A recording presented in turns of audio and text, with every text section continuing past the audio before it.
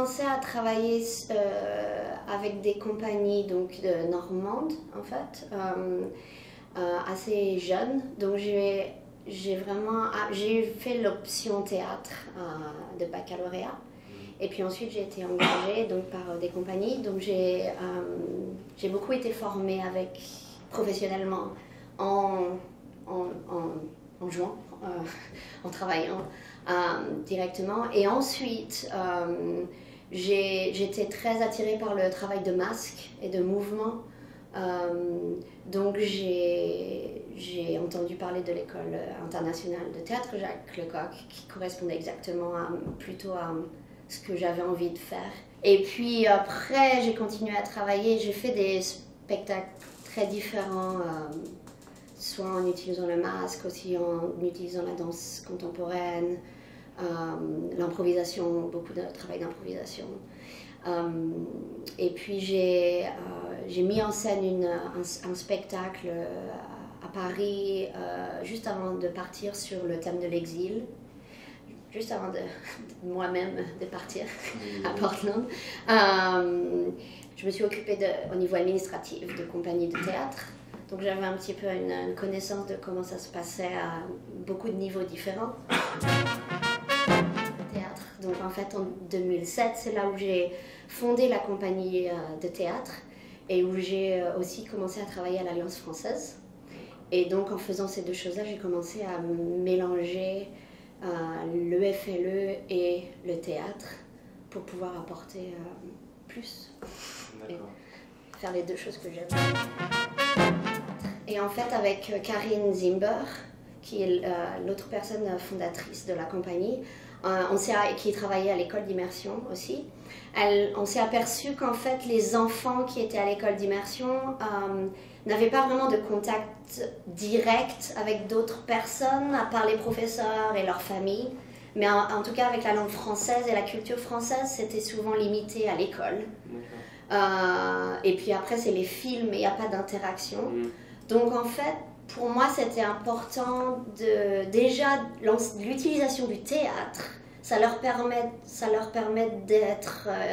de s'imaginer dans des situations différentes que celles de l'école. Donc on est au restaurant, on est dans une fusée, on est dans un avion, on est partout. Donc ils sont obligés d'utiliser du vocabulaire ou des structures que peut-être ils n'utiliseraient pas forcément.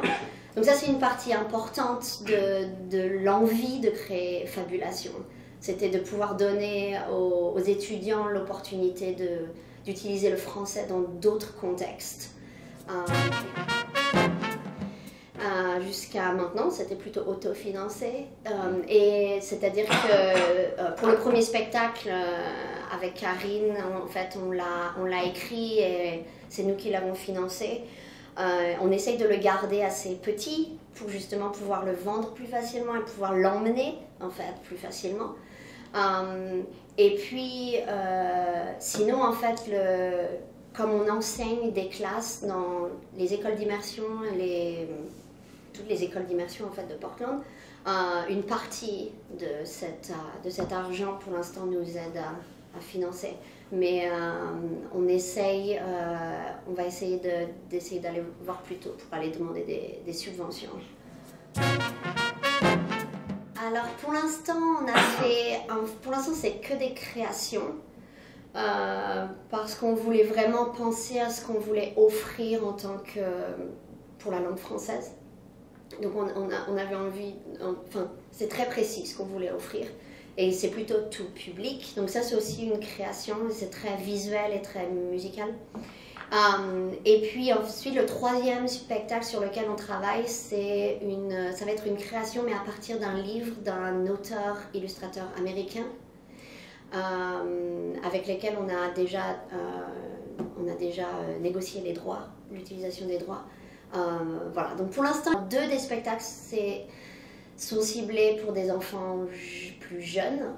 Donc c'est souvent un peu des contes d'initiation finalement. Et le bassinette, le spectacle avec la contrebasse, c'est tout public, mais c'est humoristique. Voilà, et puis voilà. Il y a aussi, en fait, il y a une quatrième forme, mais qui n'est pas vraiment... C'est Lulu, c'est un clown qui vient souvent lors du 14 juillet et qui fait une leçon de français. Voilà, pour tout le monde. Donc voilà, pour l'instant c'est assez, soit pour les jeunes publics, soit humoristique. Le premier spectacle qu'on a créé, on a essayé de créer en imaginant différents endroits francophones pour essayer justement pour que les enfants puissent découvrir ensuite avec les professeurs, pardon, travailler sur le Québec, le Sénégal par exemple, on a un lion qui arrive au Sénégal, que ce soit la France ou même en fait l'histoire peut se passer dans une ville francophone, n'importe où en fait. Donc on essaye d'ouvrir en fait la culture, les questions en fait, que ce soit la culture française ou francophone. Ensuite, par exemple avec Bassinette, ce qui est très intéressant, c'est que, ou même Séraphine, on a joué des spectacles pour un public complètement anglophone, avec pas du tout de français, et ça passe très bien. Et finalement, le public est assez curieux et on sent qu'il y a un intérêt tout d'un coup donc il y a une ouverture, on crée une ouverture sur une culture ou sur une langue qu'ils connaissent de loin en fait. Donc c'est assez bien reçu justement, même si c'est seulement en français. C'est souvent finalement on a de très bons retours en fait de différents publics. Je suis dans le monde francophone de Portland, donc j'ai vraiment l'impression que c'est partout. Et c'est vrai que c'est assez surprenant quand on arrive à Portland parce qu'il y a beaucoup de programmes de petites écoles ou de programmes, l'Alliance française de Portland est très dynamique. Et puis il y a beaucoup de gens qui adorent le français, il y a beaucoup de francophiles. Donc en fait on se retrouve dans une atmosphère où vraiment c'est très très fort. Et puis il y a une ambiance de la ville qui est une ambiance très, très européenne. Et il y a beaucoup de restaurants, de magasins français ou en tout cas à tendance francophone. Donc ça c'est assez incroyable. En fait on commence maintenant à vraiment vouloir offrir beaucoup plus d'opportunités ou d'occasions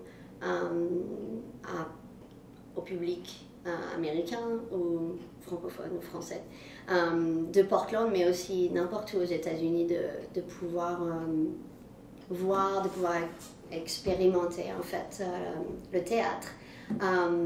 Donc toute aide est la bienvenue pour l'art.